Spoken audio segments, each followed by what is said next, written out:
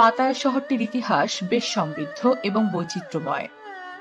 1960-এর দশক থেকে পরিচিতি পেতে শুরু করা এই অঞ্চলটি পূর্বে মৎস্যজীবীদের একটি ছোট গ্রাম ছিল। ভিয়েতনাম যুদ্ধ চলাকালীন সময়ে শহরটির ইতিহাসে বড় ধরনের পরিবর্তন আসে।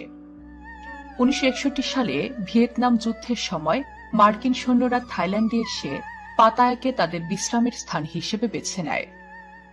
এ সময় এই অঞ্চলের সৌন্দর্যের কথা ছড়িয়ে পড়লে একটি জনপ্রিয় পর্যটন কেন্দ্রে পরিণত হয় পাতায়া। বর্তমানে পাতায়া থাইল্যান্ডের অন্যতম পর্যটন নগরী।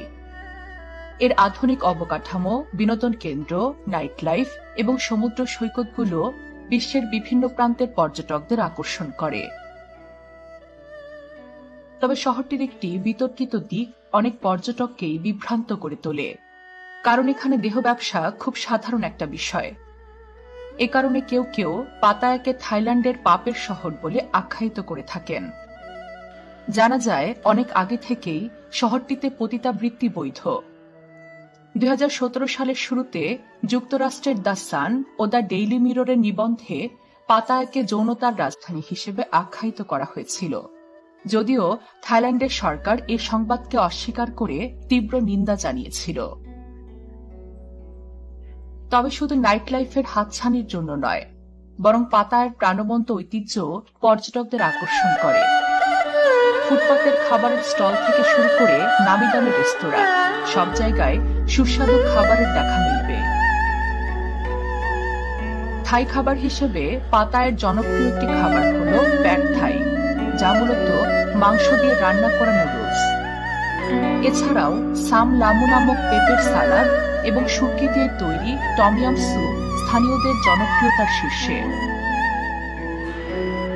সমুদ্র তীরবর্তী হওয়ায় এখানে সামুদ্রিক মাছ এবং ঝিনুকের ব্যাপক প্রচলন রয়েছে।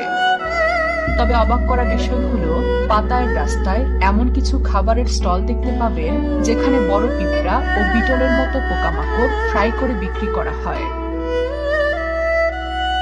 পাতায়ার আরও একটি আকর্ষণীয় দিক হল নাইট মার্কেটস।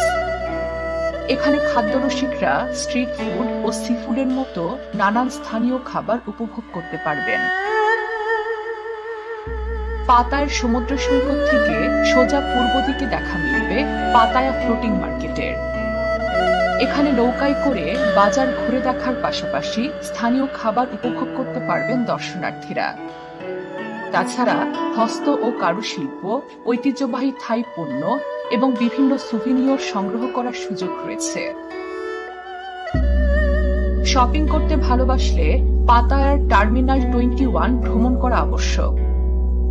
শপিং মলটিকে বিভিন্ন দেশের বিখ্যাত শহরের থিম নিয়ে বিচিত্রভাবে সাজসজ্জা করা হয়েছে।